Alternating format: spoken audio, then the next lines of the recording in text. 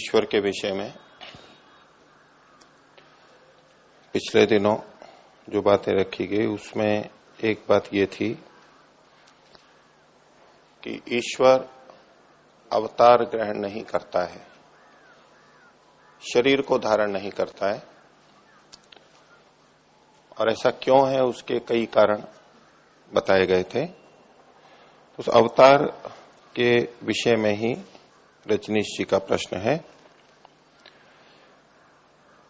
आक्षेप तो लोग परमात्मा पर भी बहुत प्रकार से करते हैं, तो यदि मात्र आक्षेप व शब्द माधुर्य तर्क शक्ति से अवतारवाद अमान्य है, तो जो नास्तिक तर्क युक्ति आदि परमात्मा के संदर्भ में प्रस्तुत करते हैं, तो भी हम परमात्मा को तो अमान्य नहीं करते, उसी प्रकार से अवतार की मान्यता को कैसे समाप्त कर सकते हैं।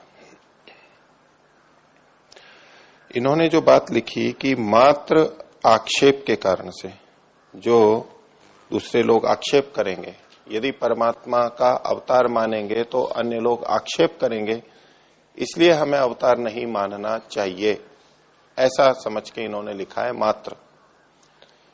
लेकिन उस दिन और बहुत सारी बातें सामने रखी थी। अवतार को ऊपर जो आक्षेप आते हैं नास्तिकों के द्वारा, वो किस संदर्भ में साथ में जोड़ी गई थी बात कि यदि अवतार माना भी जाए तो ये समस्या भी आती है हमारे को। अब देखेंगे जो नास्तिक लोग हैं उनमें से अधिकांश ऐसे हैं जो आस्तिक परिवारों वाले हैं।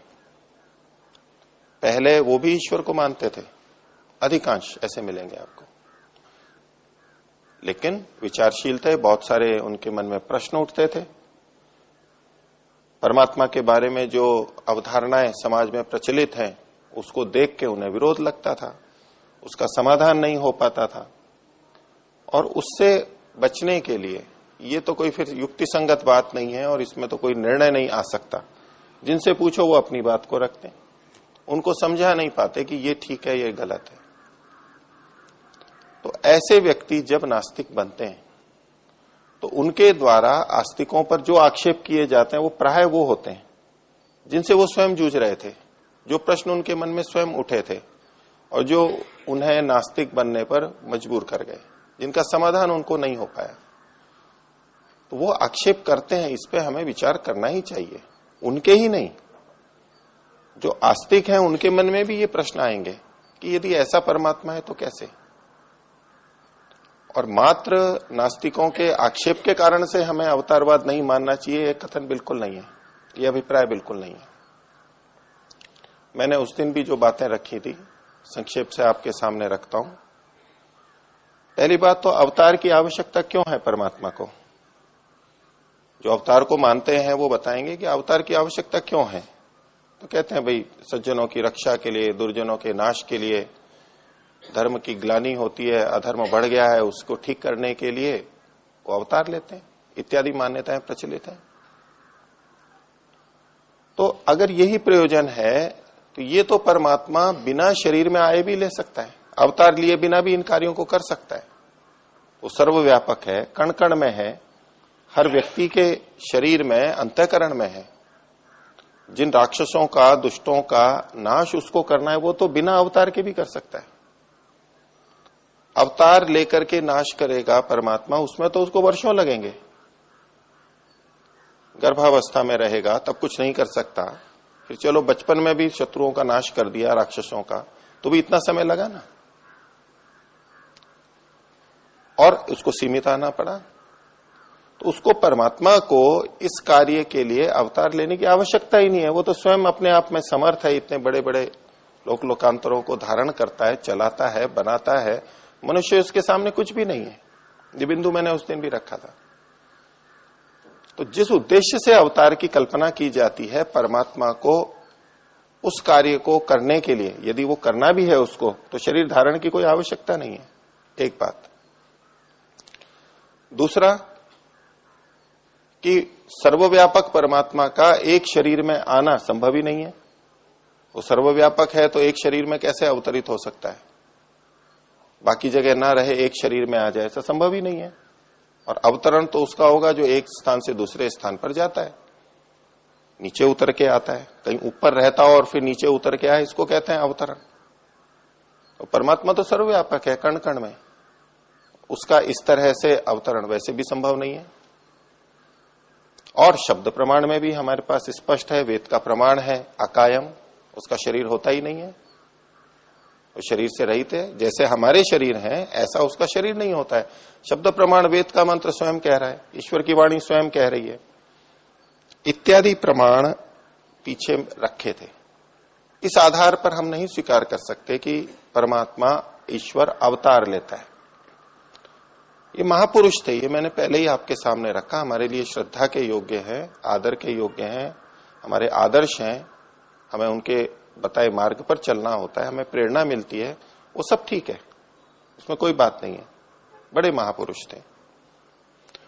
तो केवल नास्तिकों के आक्षेप के कारण से अवतार को नहीं माना जाता, ऐसा नहीं। ये तो बहुत बाद की बात है कि अगर माना भी जाए तो हमारे पर यानी आस्तिकों पर इस तरह के नास्तिक और आक्षेप करते, हम उनको आक्षेप का अवसर देते।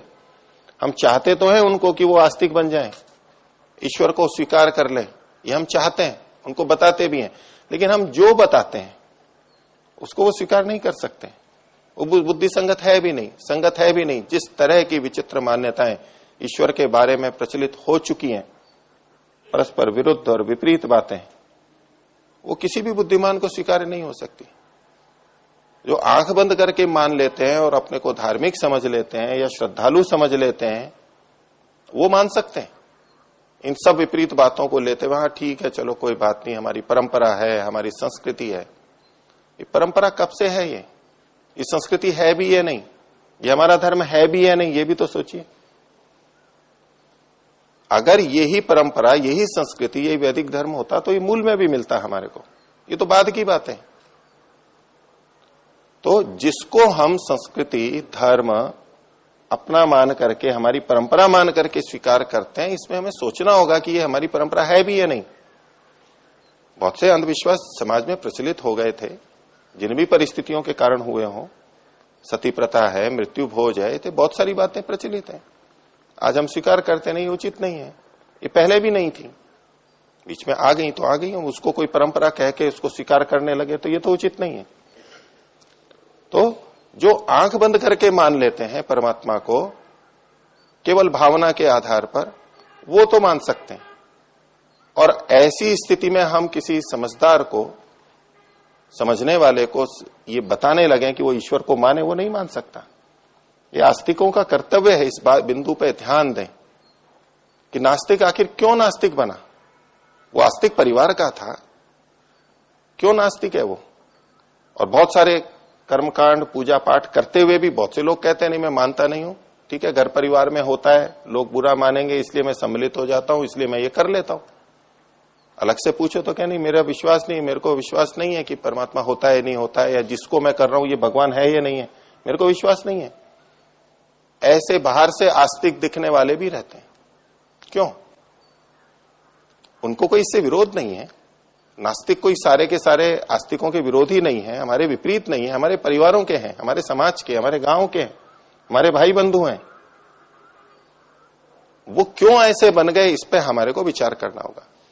वो नास्तिक हो गए इसलिए वो निंदनीय है, उन्हीं का सारा दोष है, ये चिंतन पूरी तरह ठीक नहीं है। उनका भी दोष हो सकता है, लेकिन आस्तिकों को भी तो सोचना होगा हमने किस तरह से प्रस्तुत किया है, वो ठीक है भी या नहीं है, कैसे कोई स्वीकार कर सकता है। उस दृष्टि से ये बात साथ में मैं रख रहा था बीच बीच में। लेकिन अवतार नहीं होता है, उसके पीछे दूसरे मुख्य आधार प्रमाण है, वो आपके सामने रखे। आगे इन्होंने एक और प्रश्न किया रजनीश जी ने। ईश्वर के स्वरूप के प्रसंग में ही मैंने यजुर्वेद के मंत्र के आधार पर कहा था कि परमात्मा में व्रण नहीं होते, घाव नहीं होते, छिद्र नहीं होते, अव्रणम ये आया है। उसके ऊपर इनका एक प्रश्न है कि परमात्मा के घाव रहित होने की बात यदि है तो वह तो उस चेतन को घाव नहीं है, क्योंकि घाव होगा यदि, ये अवतार के पृष्ठभूमि में प्रश्न कर रहे हैं कि परमात्मा ने अवतार ले भी लिया, शरीर आ भी गया और घाव हुआ भी, तो घाव तो शरीर को होगा, परमात्मा को थोड़ा ना होगा। तो परमात्मा को घाव नहीं होता, इससे अवतार का खंडन थोड़ा ना हो जाता है। जैसे कि इन्होंने उदाहरण दिया, तो नया दर्शन पढ़ते तो चूंकि परमात्मा अवतार रूप में यहां आता है तो वह यहां के नियमों का स्वयं पूर्ण पालन करता है। ये उस तरह से भी है जैसे कि हमारे घाव हो जाते हैं तो वो भी आत्मा के थोड़ा ना होते हैं। नैनम चिंतन्ति शस्त्राणि, घाव हम जो शरीर धारण करते हैं उनके भी घाव अगर होते हैं तो किसके होते हैं? शरीर के ही होते हैं, आत्मा में थोड़ा ना होते हैं। तो ऐसे परमात्मा भी शरीर को धारण करता है, उसमें घाव होते हैं तो शरीर में होंगे, परमात्मा में थोड़ा ना होंगे। ये बात ठीक है, लेकिन जब ये घाव कहा जाता है तो हमारे ही घाव कहे जाते हैं। गौण भाषा का प्रयोग है।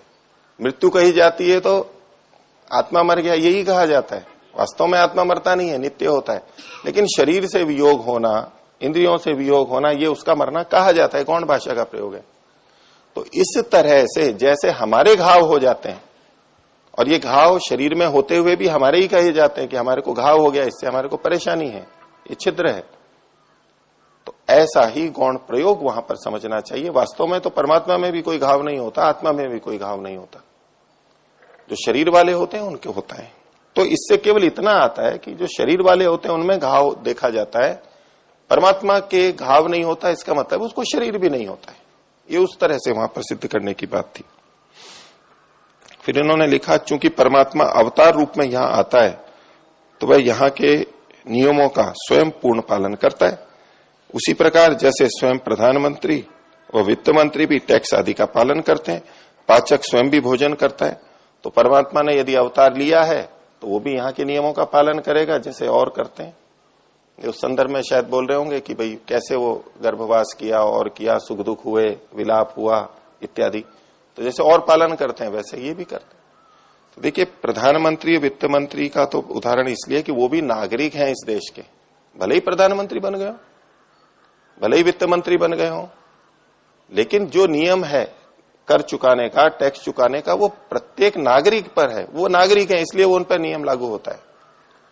लेकिन जो ये सुख दुख वाला भाग है, कर्म का भाग है, कर्माशय का बनना ही तो केवल आत्माओं पे घटता है, जीवात्माओं पे घटता है। परमात्मा तो अविद्या से ग्रस्त ही नहीं हो सकता, उसके द्वारा कोई मिथ्या ज्ञान ही नहीं, मिथ्या ज्ञान से युक्त तो कर्म नहीं हो सकते, उसका कोई कर्माशय नहीं हो सकता, तो वो तो उस कोटि में ही नहीं आता है। इसलिए उसको यहां पर अवतार रूप में लेके कि वो भी ऐसे ही करेगा, विवाह करेगा, बच्चे होंगे, सुख दुख होगा, ये परमात्मा पे इस उदाहरण से नहीं घटाया जा सकता। अगला प्रश्न है भरद्वाज जी का, क्या जीवात्मा भी मूल तत्व है? क्योंकि जीवात्मा तो मन, बुद्धि, अज्ञान, अहंकार आदि और पुरुष का संगम है, तो ये मूल तत्व कैसे हुआ? तो जीवात्मा शब्द के दो तरह से अर्थ किए जाते हैं, दो अर्थों में इसका प्रयोग होता है। एक जो आपने बाद में लिखा उसको भी जीवात्मा कहते हैं, ऐसी आत्मा जो भी जीवन से युक्त है, शरीर, इंद्रिय, मन, बुद्धि इत्यादि से युक्त जो आत्मा है उसको जीवात्मा या जीव कहते हैं, क्योंकि उसमें जीवन है, जैसे हमारा सबका जीवन चल रहा है। तो जीवन से युक्त जो आत्मा है उसको जीवात्मा कहते हैं, जिसका जीवन चल रहा है। और जिस आत्मा का जीवन नहीं चल रहा है, प्रलयावस्था में है, मुक्तावस्था में है, चूंकि उसका ये जीवन नहीं चल रहा है, शरीर धारण नहीं किया हुआ है, इसलिए उसको केवल आत्मा कहते हैं। इस दृष्टि से आत्मा और जीवात्मा या आत्मा और जीव, जीव और जीवात्मा तो एक ही बात हो जाएंगे, ये प्रयोग भिन्न भिन्न दृष्टि से किए जाते हैं। जब ये अर्थ लेंगे जीव या जीवात्मा का, तो कह सकते हैं कि जीवात्मा मूल तत्व नहीं है, तो अनेकों के संयोग की संज्ञा है, नाम है। लेकिन जीवात्मा शब्द का प्रयोग शुद्ध आत्मा के लिए भी लोक में किया जाता है, और मैंने भी कई बार इस तरह का प्रयोग किया होगा। तो जीवात्मा शब्द से सदा उसी जीव का ग्रहण नहीं होगा जो इन सब शरीर आदि से युक्त है। शुद्ध जो चेतन है उसको भी जीवात्मा शब्द से गौण रूप से प्रयोग किया जाता है। आत्मा के पर्यायवाची के रूप में भी जीवात्मा प्रयोग किया जाता है। ऐसा आत्मा जो जीवन में आता है। परमात्मा तो जीवन में आता नहीं है, शरीर धारण नहीं करता है, इसलिए वो जीवात्मा नहीं हो सकता। लेकिन जो आत्मा शरीर धारण करता है, जीवन में आता है, जीवन धारण करता है, जिसका जीवन चलता है, वो अभी भले ही जीवन में ना हो, शुद्ध रूप में अलग हो, शरीर धारण नहीं कर रखा, फिर भी उसको जीवात्मा कह सकते हैं। एक उस तरह का प्रयोग है। तो जब हम आत्म तत्व की दृष्टि से जीवात्मा शब्द का प्रयोग करेंगे तो वो तो मूल तत्व है। मूल इस दृष्टि से कि वो नित्य है, न उत्पन्न हुआ और न नष्ट होगा। मूल तत्व कहते ही उसको है कि जिसका कोई और कारण ना हो, जिसको किसी ने बनाया ना हो, उसको मूल तत्व कहते हैं। घड़े को कोई भी मूल तत्व नहीं कह सकता क्योंकि वो बना है घटकों से। तो ऐसे पीछे जाते जाते जाते जिसके टुकड़े नहीं हो सकते, जिसको कभी बनाया नहीं है, जिसके कोई कारण नहीं है, उसको मूल तत्व कहते हैं। तो इस दृष्टि से आत्मा, और आत्मा के ही अर्थ में जब जीवात्मा या जीव शब्द का प्रयोग किया जाएगा तो वो मूल तत्व है। उसकी उत्पत्ति और नाश नहीं होता, उसको किसी भी तरह नहीं बनाया गया, ना वो बना है, परमात्मा ने भी नहीं बनाया, वो नित्य है। इस दृष्टि से तो वो मूल तत्व है। लेकिन जब जीवात्मा शब्द का प्रयोग इस शरीर आदि के साथ मिलकर के करते हैं तो इसको मूल तत्व नहीं कहेंगे, वो इस संगठन समूह का नाम है, उस दृष्टि से मूल तत्व नहीं है। अगला प्रश्न लोकेंद्र जी का। जड़ के बिना चेतन यानी जीव अपूर्ण है, अंततः दोनों एक हैं या अंततः दोनों भिन्न है? तो जड़ के बिना चेतन अपूर्ण है, चेतन यानी जीव, इन्होंने ठीक लिखा है। परमात्मा को तो कोई आवश्यकता नहीं है प्रकृति की, लेकिन जीवों के कार्यों के लिए प्रकृति की आवश्यकता है और परमात्मा इस रूप में शरीर आदि बनाता है। तो अंततः दोनों एक है या अंततः दोनों भिन्न है? अंततः दोनों भिन्न है, दोनों में बहुत भिन्नताएं हैं। चेतन यानी जो जीव, जिसको हम आत्मा कहते हैं, जीवात्मा भी कह लीजिए, वो अणु स्वरूप और चेतन है। चेतन उसका मुख्य गुण है, ज्ञानवान है, उसको अनुभूति होती है। लेकिन जो प्रकृति है वो जड़ है, उसको अनुभूति नहीं होती है, ज्ञान से रहित है। अब बाकी चीजें भी ले सकते हैं हम कि जीव या चेतन सुख दुख से युक्त होता है, प्रकृति सुख दुख से युक्त नहीं होती है। जीव इच्छा अनिच्छा से, प्रीति अप्रीति से युक्त होता है, जड़ प्रकृति इच्छा अनिच्छा प्रीति अप्रीति से नहीं युक्त होती, क्योंकि चेतना नहीं है, जड़ है।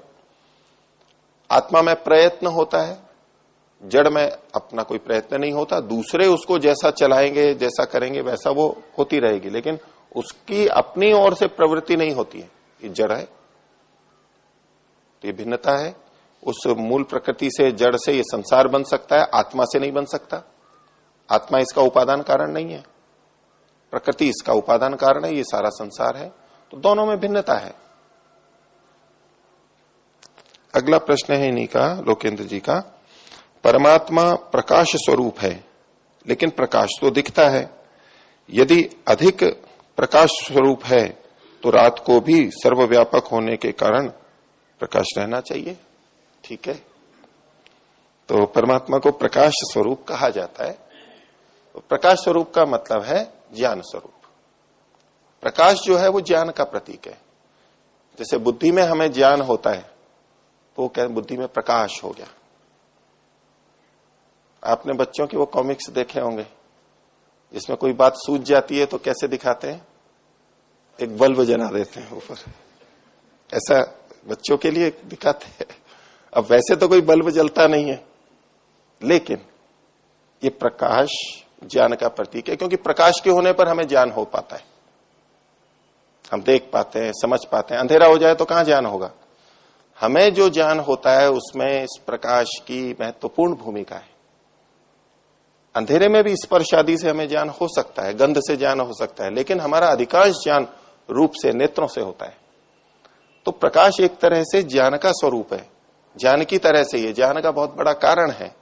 और प्रकाश के होने पर जैसे वस्तुएं प्रकाशित हो जाती है, दिखने लग जाती हैं, ऐसे ही ज्ञान के होने पर सारा संसार ठीक ठीक समझ में आने लगता है, हमारी समझ बढ़ जाती है, हमारा व्यवहार उचित होता है, हमें बाधा नहीं होती है।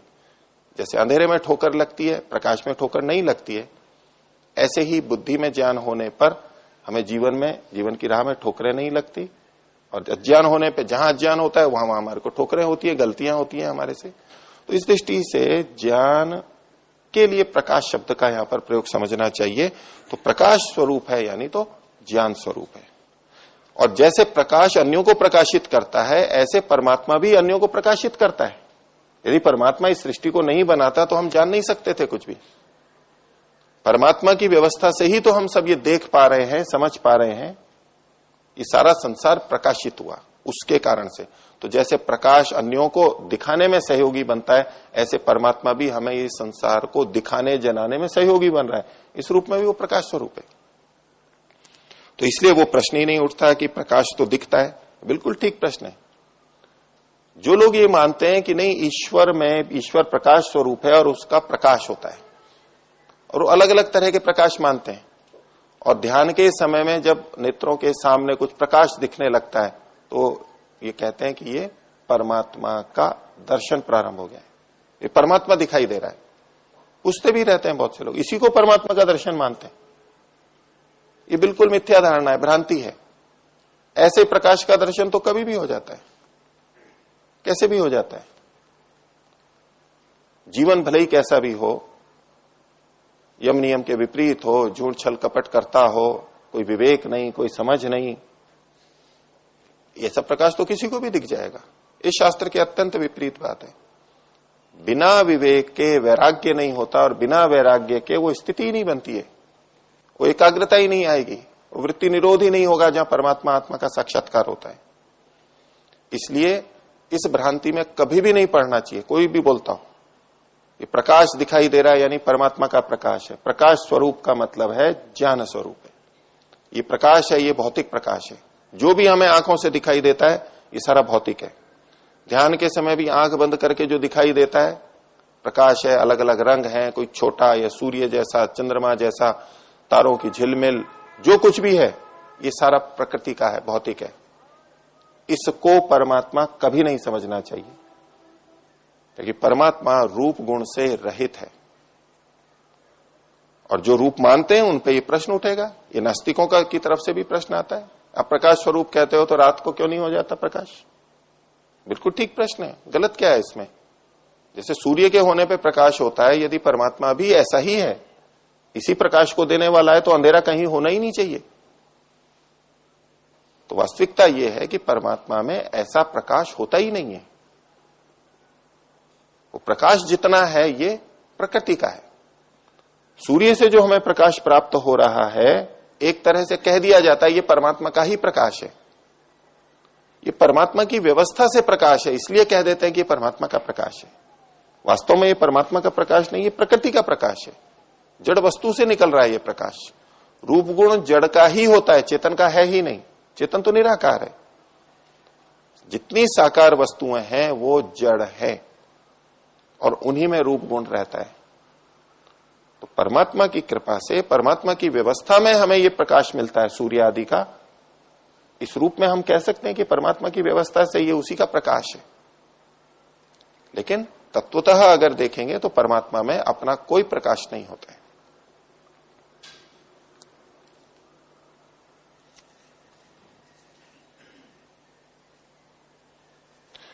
अगला प्रश्न रंजन जी का, आत्मा निराकार है तो कैसे समझाएं? किसी को कैसे समझाएं? आपको समझ में आ गया है? आपको समझ में आ गया है रंजन जी? आत्मा निराकार है, पहले हमें तो समझ में आए, दूसरों को समझाएंगे। अगर हमें समझ में आ गया है तो हम दूसरों को भी समझा सकते हैं।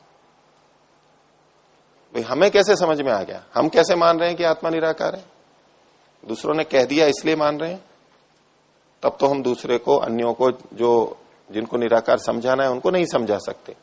लेकिन हमने समझ के माना है, विचार करके माना है, तो जिस तरह से हमने माना है, जिन तर्क युक्ति से, प्रमाणों से, वही दूसरे को समझाने के भी काम आएंगे। उसी तरह से किया जा सकता है।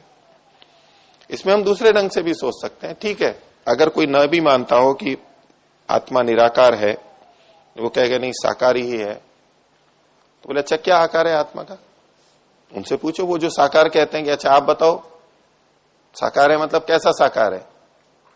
उत्तर दे सकते हैं कुछ? वो कुछ कहेंगे तो पूछेंगे, नहीं तो वही पूछते रहते हैं कि निराकार कैसे है, निराकार कैसे। हम भी तो उनसे पूछ सकते हैं कि अच्छा आप साकार मानते हो क्या? अब निराकार है तो दिखा तो सकते नहीं है, यही उसका धर्म है कि वो आंखों से दिखता नहीं है, हाथों से छुआ नहीं जा सकता। लेकिन क्या हमें सबको ज्ञान की अनुभूति नहीं होती है? मैं जानने वाला हूं, मेरे को सुख दुख है, मैं प्रयत्न करता हूं, इच्छा होती है, प्रीति अप्रीति होती है, ये चेतन के धर्म है। और इसका विस्तार से बहुत सारी बातें हैं कि क्यों हम शरीर को चेतन ना मान लें जो साकार है, इंद्रियों को क्यों नहीं मान लें, मन को क्यों नहीं मान लें। एक और अलग से विस्तृत चर्चा है, न्याय दर्शन में एक प्रकरण लिया गया है। उस सब को देखते हुए हम इनको चेतन नहीं मान सकते, साकार वाली चीजों को। वो परमात्मा भी निराकार है और आत्मा भी निराकार है। तो जिसमें रूपादि नहीं होते उसको निराकार कहते हैं। निराकार का लक्षण ही यही है, ऐसा ही हमें उसमें समझना चाहिए।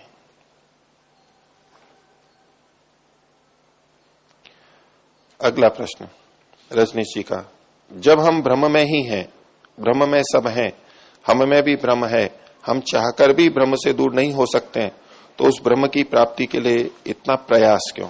प्राप्ति में प्राप्त क्या होगा? तो उत्तर वैसे इनको पता है, आगे प्रश्न कर रहे हैं। वैसे कुछ नहीं प्राप्त करना है, हम तो वो हमारे अंदर है, हम उसके अंदर है, वो सर्वव्यापक है, हमारे निकट है, निकटतम है, उससे अधिक निकट कोई नहीं है। उसको पाने के लिए कहीं दूर नहीं जाना है। लेकिन जैसा आपने भी लिखा है, यदि परमात्मा में आनंद की प्राप्ति होनी है तो क्या प्राप्त होना है? तो यानी आनंद की प्राप्ति, ज्ञान की प्राप्ति, तो वह यहां भी होनी चाहिए, क्योंकि हम तो हैं ही परमात्मा में। ये प्रश्न पहले इस विषय में मैंने बात रखी थी एक बार कि ये ठीक है, जैसे कि अग्नि में हम रहते हैं तो उसका ताप हमारे को मिल ही जाता है, जल में रहते हैं तो उसकी नमी हमारे को मिल ही जाती है। ऐसे परमात्मा में जो आनंद स्वरूप है उसमें रहते हैं तो आनंद मिल जाना चाहिए। ये तर्क जो देते हैं बहुत से लोग, तो ये अग्नि या जल आदि के उदाहरण है, जड़ वस्तुओं के उदाहरण है। उनके हाथ में अपना गुण नियंत्रित नहीं है, उनके संपर्क में जो आएगा उसको वो गुण प्राप्त हो जाएगा। लेकिन परमात्मा चेतन है, उसका आनंद और ज्ञान उसके नियंत्रण में है पूरा। वो चाहे तो दे, चाहे तो नहीं दे, ये उसकी विशेषता है। और वो न्यायकारी भी है। जो उस पात्रता को प्राप्त करते हैं, जो उतने पवित्र हो जाते हैं, उनको वो अपना आनंद दे देता है, अपना स्वरूप दिखाता है, अपना ज्ञान दे देता है पूरा। और जिसकी योग्यता नहीं है उसको परमात्मा नियंत्रित रखता है, उसको वो नहीं देता। तो परमात्मा सर्वव्यापक होते हुए भी, ये गुण उसमें सब जगह होते हुए भी, वो हम सबको अनुभव नहीं होते, क्योंकि अभी हमारी पात्रता नहीं है, हमने बीच में बाधाएं पैदा खड़ी कर रखी है। परमात्मा की कृपा जब हमारे पर होगी, वो जब हमें ये देगा, तभी हमें ये प्राप्त होते। तो इतना ही रखते हैं। प्रणव।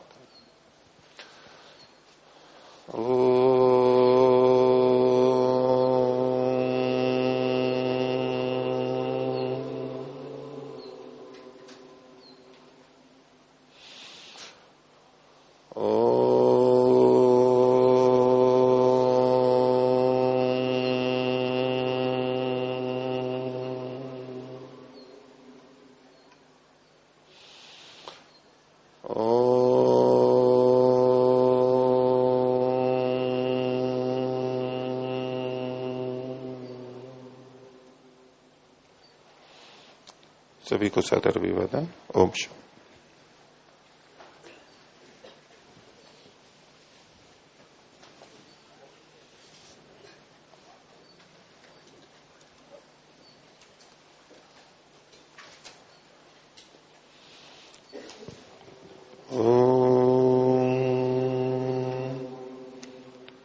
श्री गुरुभ्यो नमः।